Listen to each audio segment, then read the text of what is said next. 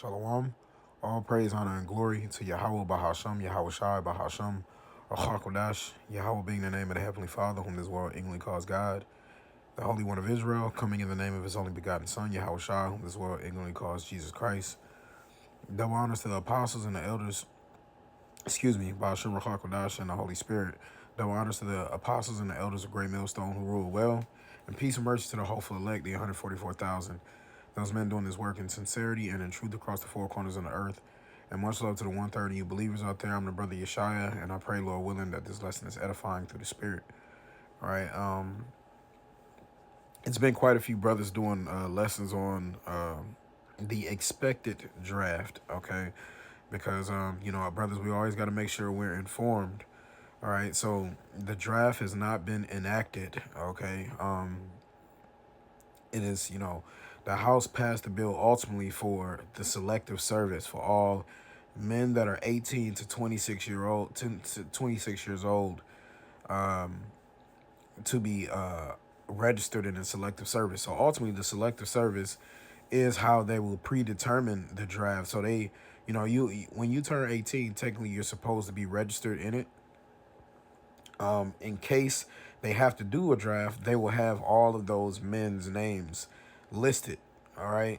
And so, technically you say you have to do it. If not, you'll get fined and things like that.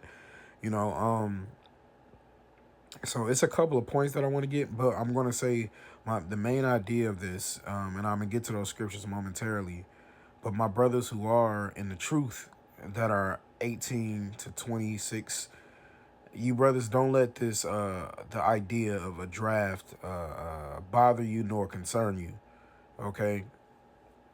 And I'm gonna read a few of these and then I'll get into some scriptures and expound on why I'm saying that. All right. So here, this is an article I have here from foxla.com. It says while there isn't currently a draft in place, Congress and the president can reinstate the draft and force male citizens to serve in the military in the event of a national emergency or war that all volunteer can't adequately support. So yes, the draft technically isn't on right now, but we know according to prophecy, we know that it will be. Okay, so that's just what's written. You see what I'm saying? So they can say this is how Esau works. The apostles always talk about gradualism. Okay, so why are they talking about this? They're talking about this because they know that the time is going to come where they're going to request conscription. They're going to request men, army age men, war age men, to be drafted into the American military. All right, they know that because they see what's happening on the horizon with all of these different countries, and they know that World War III is on the rise. Right, but they said the Congress and president can reinstate the draft. Right, in the case of a national emergency, so they can do this. They make it sound like they always got to get it passed and all of that. They can do this overnight, man. Okay, they get that thing passed overnight. All right. It says, what is the draft? The military draft, officially known as the Selective Service System, requires nearly all male U.S. citizens and male immigrants ages 18 to 25, male immigrants. You see how they slid that in there? Oh, male immigrants don't have the same rules and rights, but now they can go ahead and they can fight. Right? 18-year-old males can't drink a beer, but they can go to war and for their lives, though. You see the hypocrisy here in America. All right. You can't even rent a car. Most time when you're 18, you gotta at least wait till you're like 21 or 25 to be able to successfully rent a car. But they can send you off to war though. All right. It says the selective service system and the registration requirement for America's young men provide our nation with the structure and a system of guidelines which will provide the most prompt, efficient, and equitable draft possible if the country should need it. Okay, and also you see they're not talking about women. Now, I do think it's highly unlikely they'll have the willing women can sign up, but it's highly unlikely they will draft women. Also, that's kind of according to prophecy. And I'm gonna get that scripture momentarily, but also because they still gotta keep someone home to watch the children and things like that. That's how they still understand order. Send the men to war and have the women stay at home and watch the children. As a matter of fact, even in our ancient customs, we had that as well. Let me see. We had it wasn't, they're doing theirs in wickedness though, right? This is Numbers 1 and 3. I'll start at 2. It says, take ye the sum of all the congregation of the children of Israel, excuse me, after their families by the house of their fathers, with the number of their names, every male by their polls, from 20 years old and upward, all that are able to go forth and war in Israel, thou and Aaron shall number them by their armies. So in order to go to war as an Israelite, you had to be 20 years old. So that's how you know America is even wicked in that. They're like, no, we going to cut it off 2 years, 18 years old. You know, you got to be supposed to be 20 years old to be able to go to war. All right. But America is wicked all around. So why would you expect them? They don't follow biblical laws and outlines. It says, who needs to register? Almost all men who are 18 to 25 years old and live in the U.S. must register for selective service. This includes U.S. citizens, born, dual citizens, and naturalized. You are the citizens who live outside of the country. That's true. Even if you ain't living in the U.S., your ass still got to come back. Immigrants, legal permanent residents, and undocumented immigrants. Undocumented immigrants got to go to war. You see this? This is crazy. But they won't give them certain rights. That's crazy. Refugees and asylum seekers. So if you seeking refuge over here in America or asylum and you within that age, you got to go fight for America. It says transgender people who were assigned male gender at birth, which lets you know they don't really stick by that. You see what I'm saying? It's because if you identify as a woman, you should be able to just be like, I identify as a woman, I don't got to fight. So they like, nah, you still a man, you bring your ass to war. And it says people with disabilities. All right. And also military veterans and military reservists, they require to be with the selective service too, regardless. So let me see here. But that's how you know everything is not about equality, and that transgender stuff, it ain't really full on. You see, because if that's the case, every male in America say they identify as that. All right. So it says here, what if you don't register? According to the law, it is considered a federal felony punishable by a fine up to $250,000 or a prison term of up to 5 years or a combination of both if you fail to register with the selective service. A felony conviction means you lose your right to vote and right to own, possess, and use a firearm, among other things. Okay, so let me get into these scriptures a little bit. First, I'm gonna get 2 Ezra 16-33. It says, the virgin shall mourn having no bridegrooms. The women shall mourn having no husbands. Their daughters shall mourn having no helpers. So these are all women, okay? It says the virgin shall mourn, that's talking about women, having no bridegrooms, because the bridegrooms are the men. The women shall mourn having no husbands. So your older women are not going to have any husbands. Their daughters shall mourn having no helpers. So the men are not going to, a great portion of men are not going to be around. So also now you see why even men and men of the Lord are even going to be more scarce in these last days, right? It says a man shall be as fine gold. It's because we're talking about, right? Well, first off, we know according to prophecy, according to men doing the work of the Lord, right? But now you see where all of these men, especially women who got men in the world, they're going to be sent off to the war.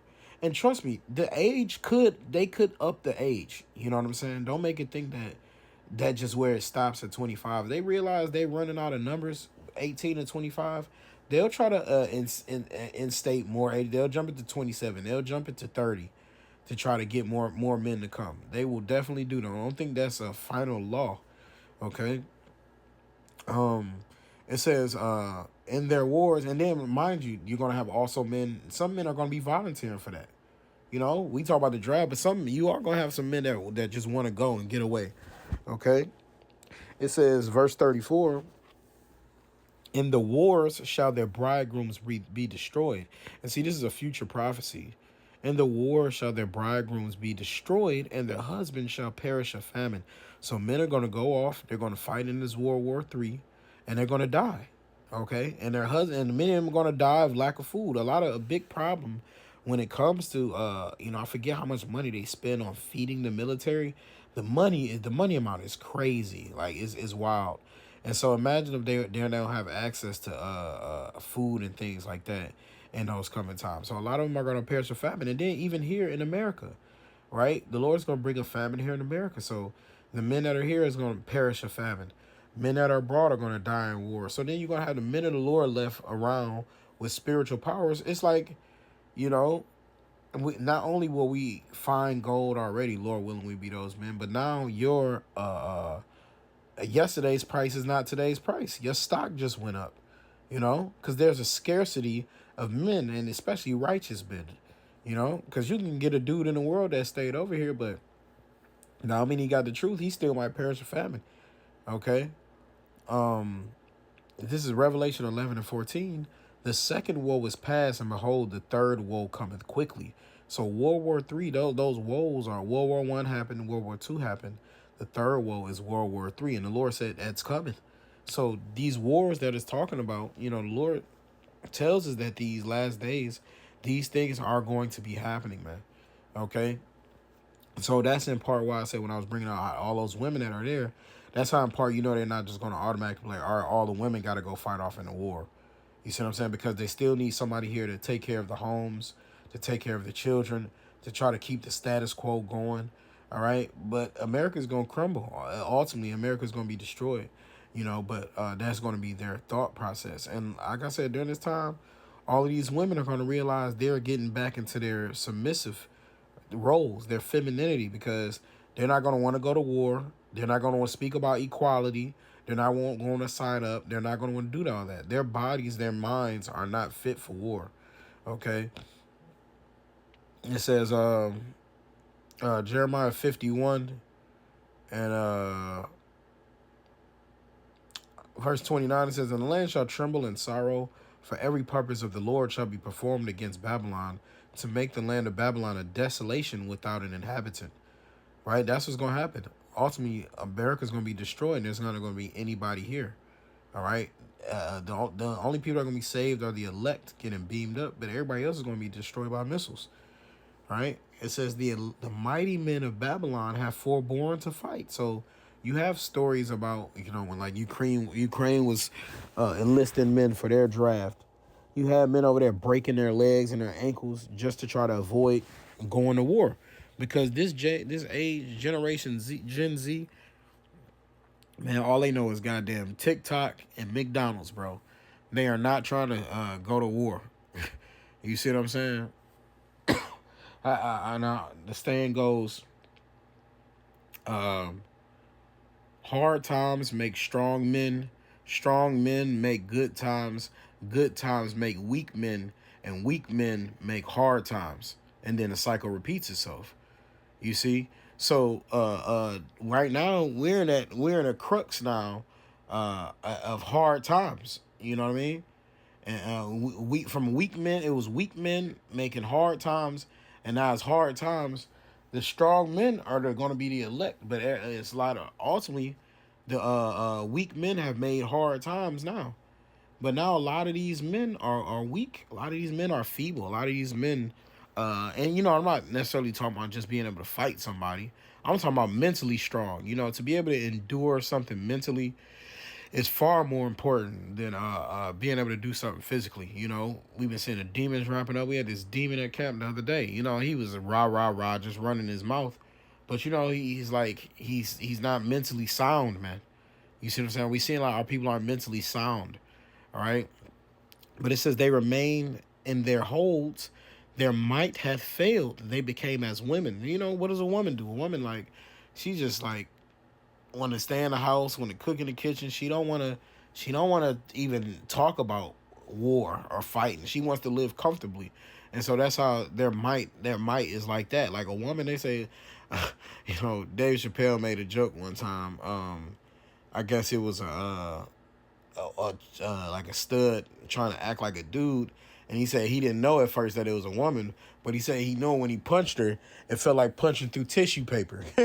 You know what I'm saying? Because obviously, you know, we ain't out here trying to fight women, but you know, fighting a woman is going to be 1,000 times easier. Like, you know, just how our bodies are, our density. You know, you scoop a woman easy, like it's like picking up a child.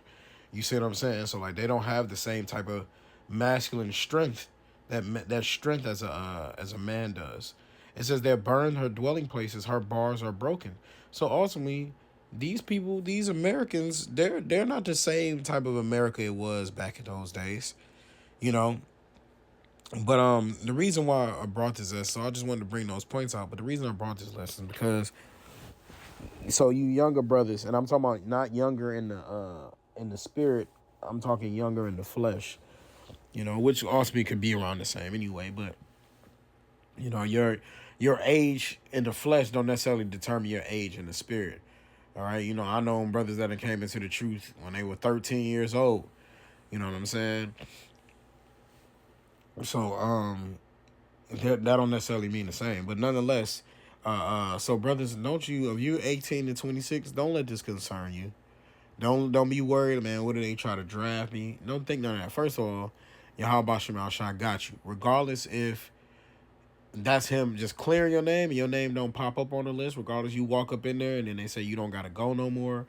Or regardless if they pull your name and they say, hey, we're gonna, our plan is to send you off to war. Your number one thing is gonna say, hell no, I'm not going. All right. And does this mean that you scared that you won't go? No. It's because this time, if you anybody fighting in this war is gonna fight against Yahweh Shai. And you know, I was going into Second Ezra 13 yesterday. You know, but it says they were so afraid, but yet durst fight. They're gonna turn their attention toward the heavens when World War III is gonna be breaking out. Yahweh Shai is gonna pull up, and they're gonna have to fight against Yahweh Shai. So, brothers, we on Yahweh Shai's side. You know, so you ain't trying to go to war and fight with Yahweh Shai. You know, but just say no. Say no. I'm not willing to do it. They'll say, okay, we're gonna lock you up. We're gonna give you a $250,000 fine, and we're gonna put your ass in jail. Well, here goes some scriptures, brother. This is Revelation 2:10. It says, "Fear none of those things which thou shalt suffer." Right, so don't even be afraid what Esau is trying to bring. Behold, the devil shall cast some of you into prison, that ye may be tried. You see, so this is how you know the devil is a man. It says the devil shall cast some of you into prison. Who's casting people into prison? The so-called white man, predominantly. You know, even if a so-called black man did it, the so-called white man, the police agency is a Edomite run agency. That is not, they just hire our people as ponies, you know, as puppets. But that's a Edom, those are Edomite institutions. Okay, so regardless of if Jake do it, it's still Esau, Edom behind it. Behold, the devil shall cast. Ain't no Jake behind the United States draft. You know, ain't no black man like, hey yo, we calling the shots for how this draft gonna go on. That's no. That's Edomite. It says, and ye shall have tribulation 10 days. And this tribulation 10 days is 10 days goes into completion, you know, or perfection. So it doesn't, it could be, you could be in there 5 days. You can be in there 10 days. You can be in there 6 months. You can be in there a year, brother. Right? But at the end of the day, it says, ye shall have tribulation 10 days. Be thou faithful unto death, and I will give thee a crown of life. So the Lord said, even if you got to die, right? He said he going to give you a crown of life. But the thing is, brothers, when you in there, they might try to, and this could happen to any of us, you know, FEMA camps, this could happen to any of us. But I'm just trying to give a faith booster for you brothers who might feel like you're in this zone for this, you know. But it says they might try to give you a C-hip. You got to say, hell no. You know, but you be faithful unto death, and I will give you a crown of life. It says, he that hath an ear, let him hear what the Spirit saith unto the churches. He that overcometh shall not be hurt of the second death. So you don't take that C-hip, and you stand there, and you stand by Yahweh Shemel Shah, strive for the Lord unto death, and he shall fight for thee, man. Okay? But on the flip side, many of our forefathers was shown favor in prisons. Many of our forefathers were broken free from prisons. So I just wanted to get some scriptures on that. This is Genesis 39:21. It says, but the Lord Yahweh was with Joseph and showed him mercy and gave him favor in the sight of the keeper of the prison. Okay, so Joseph was shown mercy and favor in while he was in jail, man. All right. Verse 23 says, the keeper of the prison looked not to anything that was under his hand, because the Lord was with him. And that which he did, the Lord made it to prosper. So even when he was in jail, the Lord, can you imagine that? He in jail winning. Joseph was in jail winning, bro. You see? And so that could happen for our men too, being able to be shown favor and mercy while we in those, while brothers are in those positions. You know, so whatever happens, don't let it phase you. This is Acts 5:19. It says, "But the angel of the Lord by." Oh, and I meant to mention Jeremiah, because Jeremiah was also shown favor. Let me tap that real quick. Jeremiah was shown favor in the prison as well, and so little things like this is why it's important to know the history of our forefathers, and things that happened unto them. You know, I was gonna get that scripture earlier, but actually, let me try this real quick, Salakia. But when our forefathers were put in these positions, they had to have faith, and that's what brothers are gonna have to have when these times come, right? This is Jeremiah 33. Jeremiah 33 and 1. Moreover, the word of the Lord came into Jeremiah the second time while he was yet shut up in the court of the prison. Right? So Jeremiah said he was in that low dungeon, okay, while he was in prison. But he had much faith, and he believed in Yahweh Bashem Al Shai. All right. And I believe he was shown mercy too. They lifted him up out of there with the cords. The I believe he was an Ethiopian or the eunuch, right? Was showing favor. He was the keeper of the guard. Excuse me. He was the keeper of the guard. He was showing Jeremiah love. He was keeping him out of the way. Let me see.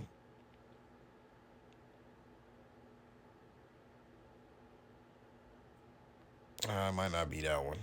I can't find the exact verse right now, so forgive me. If a brother want to put it in the comment board, feel free. Matter of fact, let me see this. That might not be the same story either. Yeah, that's not the same story either. But nonetheless, Jeremiah was shown favor in the prison. They eventually ended up pulling him up out of there, up out of the pit. And, in some ways he was taken care of, even though he was put in a bad position. Okay. And let me see. Meyer. It be bothering me when I can't find something. I'm going to wrap it up soon, though. You only got a couple more. This is Jeremiah 38 and verse. I'm going to start at 5. It says, Then Zedekiah the king said, Behold, he is in your hand, for the king is not he that can do anything against you. Then they took Jeremiah and cast him into the dungeon of Malchiah, the son of Hamelech, that was in the court of the prison. And they let down Jeremiah with cords. And in the dungeon there was no water, but mire. So Jeremiah sunk in the mire. So it was like mud and dirt, that he went down in, But it says, Now when Ebed-Melech, which is Ibad-Malach, servant of the king, the Ethiopian, one of the eunuchs, which was in the king's house, heard that they had put Jeremiah in the dungeon. The king then sitting in the gate of Benjamin, Ebed-Melech went forth out of the king's house and spake to the king, saying, My lord the king, these men have done evil in all that they have done to Jeremiah the prophet, whom they have cast into the dungeon, and he is like to die for hunger in the place where he is, for there is no more bread in the city. So he's vouching on the behalf of Jeremiah to the king, man. All right, that's powerful. Okay, that was the Lord intervening. It says, Then the king commanded Ebed-Melech the Ethiopian, saying, Take from hence 30 men with thee, and take up Jeremiah the prophet out of the dungeon before he die. So the king allowed him to go be saved through the spirit and power of Yahweh Shem Shah, of course. So Ebed-Melech took the men with him and went into the house of the king under the treasury, and took thence old cast clouts and old rotten rags, and let them down by cords into the dungeon of Jeremiah. That's how you know this place was dark. It was deep. They had to get all of these rags and things to tie up just to get him out, man. All right. And they had to put him up under his arms. And he say he took 30 men with him, man. That he was deep down there. It says, And Ebed-Melech the Ethiopian said unto Jeremiah, Put now these old cast clouts and rotten rags under thine armholes, under the cords. And Jeremiah did so. So they drew up Jeremiah with cords and took him up out of the dungeon. And Jeremiah remained in the court of the prison. Right? So he was able to, he started getting certain favors. That itself, saving his life, was a favor from Yahweh Bashem El Shai. You know, so these are the kind of things brothers just gonna have to keep in mind. It says wisdom and knowledge shall be our stability in those times. Okay, so now I'm gonna go back to Acts. This is Acts 5:19. But the angel of the Lord by night opened the prison doors and brought them forth. Acts 12:7, it says, and behold, the angel of the Lord came upon him, and a light shined in the prison, and he smote Peter on the side. This is an angel, and raised him up, saying, arise up quickly, and his chains fell off from his hands, man. You see that? So can you imagine being in jail, angel come and open the doors, they'll smite your hands, chains fall off, you know, and you about to get up out of there? You know, that's beautiful, man. Acts 12:17 says, but he beckoning unto them with the hand to hold their peace, declared unto them how the Lord had brought him out of the prison. And he said, go show these things unto James and to the brethren. And he departed and went to another place. See, this is a testimony for Yahweh Shema Shine, the great things that he did for it to be able to save him out of that jail. So the Lord was always rescuing his men from dangerous situations. Even Daniel in the lion's den, that was a prison. Okay, and he said that the lions didn't touch him, and Habakkuk came to bring food to him. You know, so the Lord was always saving our brothers, our forefathers, in positions of difficulty, in prison situations. So brothers, don't let it phase you. Just deny it. Say I'm not going. Say I'm not taking the C-hip, right? And just keep praying to Yahweh Shema Shai. He gonna help you and he gonna deliver you one way or another, brother. You know what I'm saying? So keep the faith. I just wanted to get that out there. Lord willing, these prophecies come through sooner and sooner. The hopeful year of Jacob's trouble, and Lord willing, World War III get to popping more and more rapidly, you know. And Lord willing, this lesson was edifying. I want to give all the praise, honor, and glory to Yahweh Bahasham, Yahweh Shai Bahasham, Rachakodash. Double honors to the apostles and the elders of Great Millstone who rule well. And peace and mercy to the elect. Until next time.